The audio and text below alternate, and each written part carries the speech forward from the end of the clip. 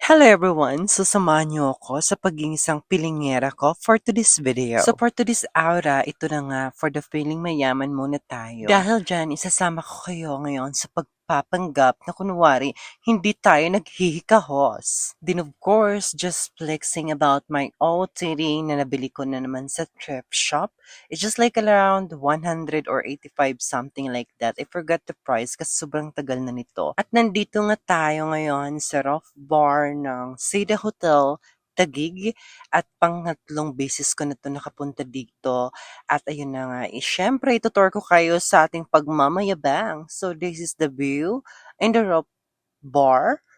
Tingnan nyo naman. Siyempre, laging aura naman si bakla. Nakakaumay na. Oh my God. For sure na naman, tatanungin nyo kung sinong kasama ko dito. Siyempre, wala tayong pera, of course. Saan pa ba tayo kakapit?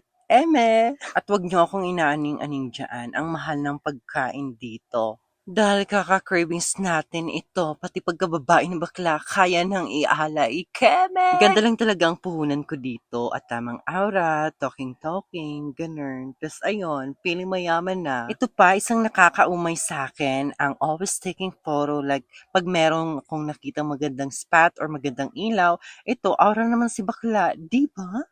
Thank you so much for watching everyone.